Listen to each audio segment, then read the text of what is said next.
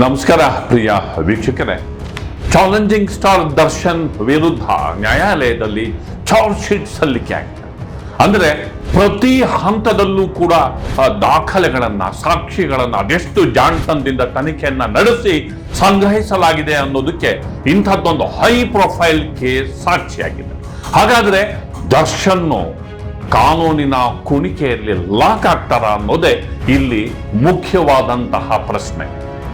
ಅಥವಾ Darshan ಎದುರಿಸಬೇಕಾದಂತಹ ಚಾಲೆಂಜ್ಗಳೇನು, challenging star Darshan ಮುಂದಿರುವ ಚಾಲೆಂಜ್ಗಳೇನು, ಈ ಬಗ್ಗೆ ಇಂದಿನ ಮಾತು ಮಂಥನ. ಸ್ನೇಹಿತರೆ, ಗೆಳೆಯರೆ, challenging star D boss Darshan ವಿರುದ್ಧ 24ನೇ ACMM ನ್ಯಾಯಾಲಯದಲ್ಲಿ ಸುಮಾರು 3991 ಪುಟಗಳ ಚಾರ್ಜ್ ಶೀಟ್ ಅನ್ನ ಬೆಂಗಳೂರು ಪೊಲೀಸರು ತನಿಖೆಯನ್ನ ನಡೆಸಿ ಸಲ್ಲಿಸುವುದರ ಮೂಲಕ ಇಡೀ ರಾಜ್ಯದಲ್ಲಿ ಕೋಲಾಹಲಕ್ಕೆ ಕಾರಣವಾಗಿದ್ದಂತಹ ರೇಣುಕಾಸ್ವಾಮಿ ಕೊಲೆ ಪ್ರಕರಣಕ್ಕೆ ಹೊಸ ತಿರುವು ಬಂದಿದೆ.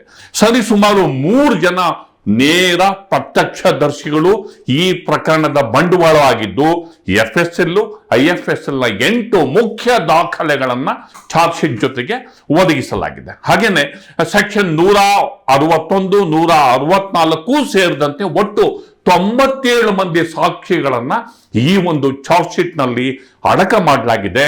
59 ಮಂದಿ ಪಂಚರು, ಹಾಗೇನೆ 56 ಮಂದಿ ಪೊಲೀಸರನ್ನ ಇಡೀ ಒಟ್ಟು ಪ್ರಕರಣಗಳಲ್ಲಿ ವಿವಿಧ ಹಂತದಲ್ಲಿ ಬಳಕೆ ಮಾಡಲಾಗಿದೆ.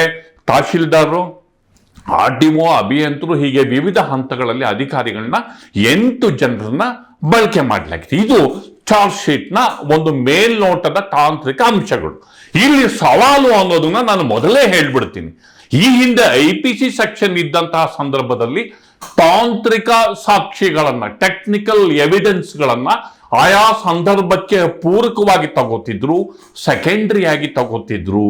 ಆದ್ರೆ ಕೇಂದ್ರ ಸರ್ಕಾರ ಜಾರಿಗೆ ತಂದಿರುವ BNSS ಭಾರತೀಯ ನ್ಯಾಯ ಸುರಕ್ಷಾ ಸಂಹಿತೆ ಎಂಬ ಹೊಸ ಕಾಯ್ದೆಯನ್ನ ಈ ಪ್ರಕರಣಕ್ಕೆ ಅನ್ವಯ ಮಾಡಲಾಗಿದ್ದು, ಇಲ್ಲಿ ಟೆಕ್ನಿಕಲ್ ಎವಿಡೆನ್ಸ್ಗಳನ್ನ ಪ್ರೈಮರಿ ಎವಿಡೆನ್ಸ್ ಅಂತ ಕನ್ಸಿಡರ್ ಮಾಡೋದಕ್ಕೆ ಕಾಯ್ದೆಗೆ ತಿದ್ದುಪಡಿ ತರಲಾಗಿದೆ. ಅಂದ್ರೆ ತಾಂತ್ರಿಕ ದಾಖಲೆಗಳನ್ನ ನೇರ ಪ್ರತ್ಯಕ್ಷದರ್ಶಿಗಳಷ್ಟೇ ಮುಖ್ಯವಾಗಿ ಅವು ಪ್ರಮುಖ ಸಾಕ್ಷಿಗಳೆಂದು ಪರಿಗಣಿಸೋದಕ್ಕೆ ಕಾನೂನಲ್ಲಿ ಅವಕಾಶ ಕಲ್ಪಿಸಲಾಗಿದೆ. ಹೀಗಾಗಿ ಇಡೀ ಪ್ರಕರಣಗಳಲ್ಲಿ, ದರ್ಶನ್ ವಿವಾದದ, ರೇಣುಕಾಸ್ವಾಮಿ ಹತ್ಯೆ ಇಡೀ ಪ್ರಕರಣದಲ್ಲಿ ಹೆಜ್ಜೆ ಹೆಜ್ಜೆಗೂ ತಾಂತ್ರಿಕ ಎವಿಡೆನ್ಸ್ಗಳು ಸಿಗುತ್ತೆ. ಇನ್ವೆಸ್ಟಿಗೇಷನ್ ಮಾಡಿರುವಂಥದ್ದು ಅಧಿಕಾರಿಗಳು ಎಷ್ಟು ಜಾಣತನದಿಂದ ಈ ಇನ್ವೆಸ್ಟಿಗೇಷನ್ ಮಾಡಿದ್ದಾರೆ ಅಂದ್ರೆ, ಸ್ಟೇಜ್ ಬೈ ಸ್ಟೇಜ್ ಚಾರ್ಜ್ ಶೀಟ್ನ ಅಂಶಗಳನ್ನ ಉಲ್ಲೇಖ ಮಾಡಿದರೆ pin to pin technical evidence ಮೇಲೆ ಈ ಕೇಸ್ ನಿಂತಿರೋದು ನಮಗೆ ಮೇಲ್ನೋಟಕ್ಕೆ ಕಾಣಿಸುತ್ತೆ. ಹಾಗಾದ್ರೆ ಈ ಪ್ರಕರಣದ ತಿರುಳೇನು, ಈ ಪ್ರಕರಣದ ಒಟ್ಟು ಡಿಸೈನ್ ಏನು, ಯಾವ ರೀತಿಯಲ್ಲಿ ದರ್ಶನ್ ಲಾಕ್ ಮಾಡಲಾಗಿದೆ ಈ ಚಾರ್ಜ್ ಶೀಟ್ ಅಲ್ಲಿ ಅಂತಂದ್ರೆ, ಮೊದಲನೇದಾಗಿ ಕೊಲೆ ಸಂಚು, 2ನೇ ಪಾಯಿಂಟು ಕಿಡ್ನ್ಯಾಪು, 3ನೇ ಪಾಯಿಂಟು ಕೊಲೆ, 4ನೇ ಪಾಯಿಂಟು ಸಾಕ್ಷಿ ನಾಶ, ಪ್ರಕರಣ ಮುಚ್ಚಾಕೋದಕ್ಕೆ ಪಿತೂರಿ. ಈ 4 ಅಂಶದ ಮೇಲೆ ಇಡೀ ಚಾರ್ಜ್ ಶೀಟ್ ಇದೆ. ಅಂದ್ರೆ ದರ್ಶನ್ ಕೊಲೆನಲ್ಲಿ ಭಾಗಿಯಾಗಿರೋದು ದೃಢ ಆಗಿದೆ. ಇದು ಮುಖ್ಯವಾದಂತಹ ಸಂಗತಿ. ಹಾಗೇನೆ ಇದನ್ನ ನೇರವಾಗಿ ಕಂಡವರು ಕೂಡ ಇಲ್ಲಿ, ಪ್ರತ್ಯಕ್ಷದರ್ಶಿಗಳೂ ಕೂಡ ಇಲ್ಲಿ ಮುಖ್ಯವಾಗಿದ್ದಾರೆ. ಜೊತೆಗೆ ದರ್ಶನ್ ಜೊತೆಗಿದ್ದ ಪ್ರದೋಷ್ ಎಂಬಾತನ ಮೊಬೈಲ್ ನಲ್ಲಿ ಘಟನೆಯ ಕೆಲವು ರೋಚಕ ದೃಶ್ಯಗಳು ದಾಖಲಾಗಿದೆ, ಸೆರೆಯಾಗಿರೋದನ್ನ ಮುಖ್ಯ ಎವಿಡೆನ್ಸ್ ಆಗಿ ಪರಿಗಣಿಸಲಾಗಿರುವುದು ಇದೀಗ ದರ್ಶನ್ಗೆ ಹೊಸ ಸವಾಲನ್ನ ಸೃಷ್ಟಿ ಮಾಡಿದೆ. ದರ್ಶನ್ ಭವಿಷ್ಯ ಏನಾಗಬಹುದು ಎನ್ನುವ ಮುಖ್ಯ ಪ್ರಶ್ನೆ ಎದುರಾಗಿದೆ. ಇಲ್ಲಿ ಮುಖ್ಯವಾಗಿ ಯಾವ್ಯಾವ ಅಂಶಗಳು ಅಂತಂದ್ರೆ, ದರ್ಶನ್ ಕೊಲೆಯಲ್ಲಿ ಭಾಗಿಯಾಗಿರುವುದನ್ನು ಅನ್ನೋದನ್ನ ಪ್ರೂವ್ ಮಾಡೋದಕ್ಕೆ ಅವರ ಜೊತೆಯಲ್ಲಿ ಸರಿಸುಮಾರು 17 ಮಂದಿ ಸಹ ಆರೋಪಿಗಳನ್ನು ಕೂಡ ಬಂಧಿಸಲಾಗಿದೆ. ಅವರ ವಿರುದ್ಧವೂ ಪೂರಕ ಸಾಕ್ಷ್ಯಗಳನ್ನ ಹಾಕಲಾಗಿದೆ. ಹಾಗೇನೆ ಪ್ರಕರಣವನ್ನ ಹೇಗೆ ಮುಚ್ಚಿ ಹಾಕಲು ಪ್ರಯತ್ನ ನಡೆಸಲಾಯಿತು ಅನ್ನೋದ್ರ ಬಗ್ಗೆನೂ ಇಲ್ಲಿ ಮುಖ್ಯವಾಗಿ ಸಾಬೀತುಪಡಿಸಲು ಯತ್ನಿಸಲಾಗಿದೆ.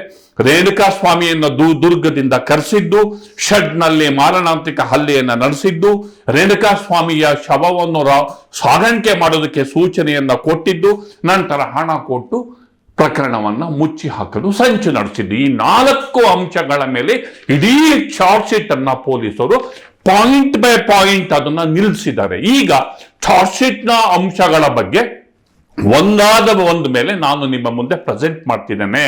ಮೊದಲನೇದಾಗಿ ಚಿತ್ರದುರ್ಗದಿಂದ ರೇಣುಕಾ ಸ್ವಾಮಿಯನ್ನ ಕರೆಸಿದ್ದಕ್ಕೆ ಪವನ್ ಎಂಬಾತನ ಸಾಕ್ಷಿ.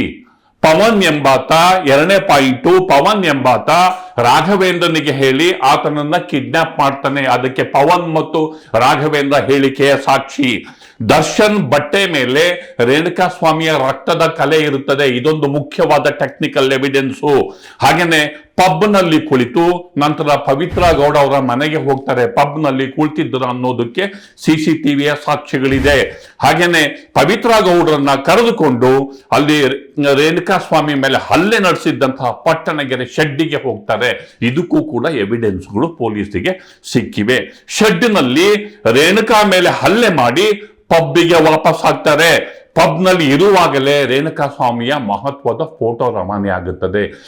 ಪಬ್ನ ಜಾಗದಿಂದ ಇವರು ಇರುವ ಜಾಗಕ್ಕೆ ಫೋಟೋ ರವಾನೆ ಆಗಿರುವುದು ಮೊಬೈಲ್ ನಲ್ಲಿ ಸಾಕ್ಷಿಯಾಗಿ ಬಂದಿದೆ. ಇದೊಂದು ಮುಖ್ಯವಾದಂತಹ ಟೆಕ್ನಿಕಲ್ ಎವಿಡೆನ್ಸ್ ಆಗುತ್ತೆ. ನಂತರ ಪಬ್ನಿಂದ ದರ್ಶನ್ ಮತ್ತೆ ಶೆಡ್ಡಿಗೆ ಹೋಗ್ತಾರೆ. ನಂತರ RR ನಗರದ ಮನೆಗೆ ಹೋಗ್ತಾರೆ.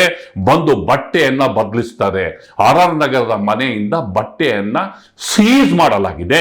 ಆ ಬಟ್ಟೆಯಲ್ಲಿ ರೇಣುಕಾ ಸ್ವಾಮಿಯ ರಕ್ತದ ಕಲೆ ಇದೆ. ನಂತರ ಬನಶಂಕರಿಯ ವಿಜಯಲಕ್ಷ್ಮಿ ಅವರ ಮನೆಗೆ ಹೋಗ್ತಾರೆ. ವಿಜಯಲಕ್ಷ್ಮಿ ಅವರ ಮನೆಯಲ್ಲಿ ಪೂಜೆಯಲ್ಲಿ ಪಾಲ್ಗೊಳ್ತಾರೆ. ನಂತರ ಆ ಮನೆಯಲ್ಲಿ ಶೂ ಬಿಡ್ತಾರೆ.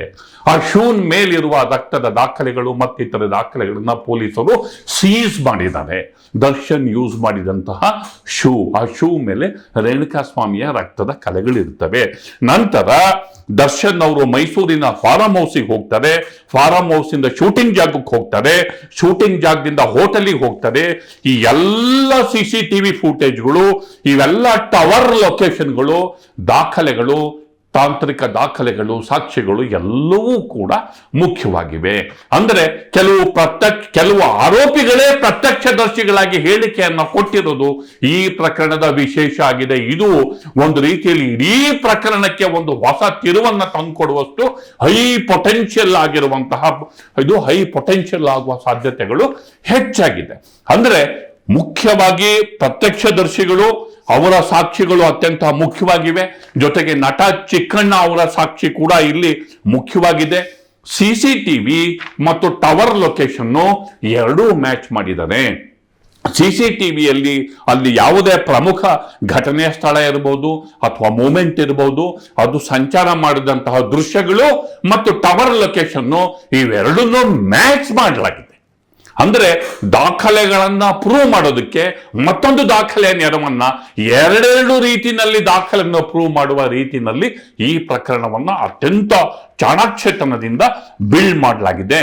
ಫೋನ್ ಕಾಲ್ಸ್ಗಳು ಹಾಗೇನೆ ಚಾಟಿಂಗು ಇವೆಲ್ಲವನ್ನೂ ಕೂಡ ಸೀಸ್ ಮಾಡಲಾಗಿದೆ. ಇವೆಲ್ಲಕ್ಕಿಂತ ಹೆಚ್ಚಾಗಿ ಇಲ್ಲಿ ಪ್ರಕರಣ ಎಲ್ಲ ಮುಕ್ತಾಯದ ಹಂತದಲ್ಲಿ ಕೆಲವರನ್ನ ಸರೆಂಡರ್ ಮಾಡಿಸಿ ಅವರಿಗೆ ಹಣವನ್ನ ಕಳಿಸಿರುವ ದಾಖಲೆಗಳನ್ನು ಸೀಸ್ ಮಾಡಲಾಗಿದೆ. ಹಣವನ್ನೂ ಸೀಸ್ ಮಾಡಲಾಗಿದೆ. ಅಲ್ಲಿ ಡಾಕ್ಯುಮೆಂಟ್ ಸಿಕ್ಕಾಕೊಂಡಿದೆ.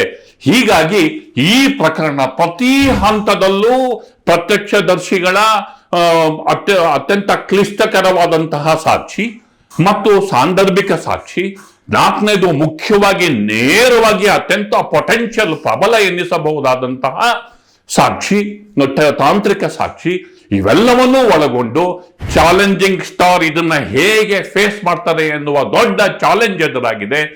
ಕಾನೂನನ್ನ ಚಾಲೆಂಜ್ ಮಾಡೋದಕ್ಕೆ ಚಾಲೆಂಜಿಂಗ್ ಸ್ಟಾರ್ಗೆ ಸಾಧ್ಯವಾ ಎನ್ನುವ ದೊಡ್ಡ ಪ್ರಶ್ನೆಯ ಜೊತೆ ನನ್ನ ಮಾತನ್ನ ಮುಗಿಸ್ತಿದ್ದೇನೆ.